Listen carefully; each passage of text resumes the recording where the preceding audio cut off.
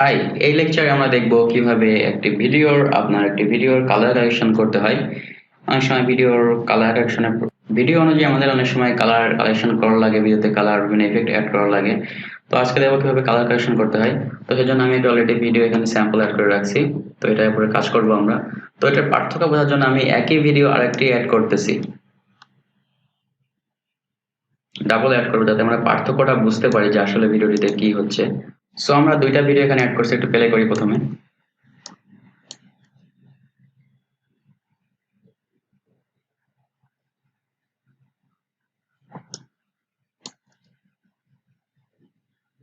এই দুইটা ভিডিওতে আমরা একটিতে কালার অ্যাড করব।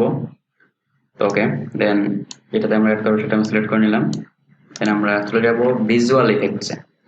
ভিজুয়াল ইফেক্টসে ক্লিক করে এখানে ভিজুয়াল ইফেক্টসে কিন্তু অনেকগুলো অপশন আছে, 7টা অপশন আছে। আমরা এখানে দেখবো কালার অ্যাডজাস্টমেন্ট।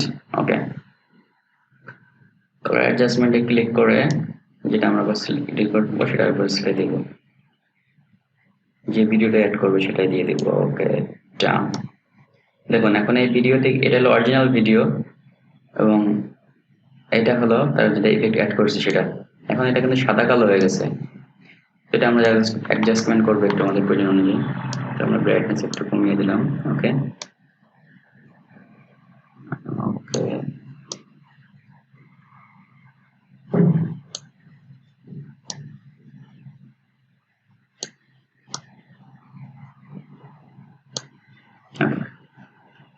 কালার কারেকশনের কাজ কিন্তু আপনার একটা খুবই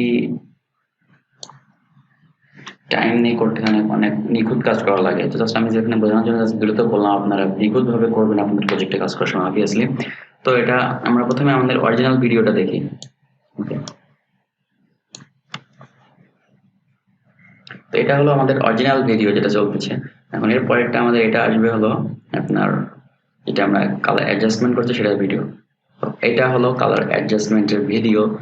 তো দুইটাই কিন্তু আলাদা, অবভিয়াসলি একটু বুঝতে পারছেন। তো এভাবে খুবই সহজে আপনি আপনার ভিডিওর কালার অ্যাডজাস্টমেন্ট করতে পারবেন এবং খুবই সুন্দর একটা লুক আনতে পারবেন।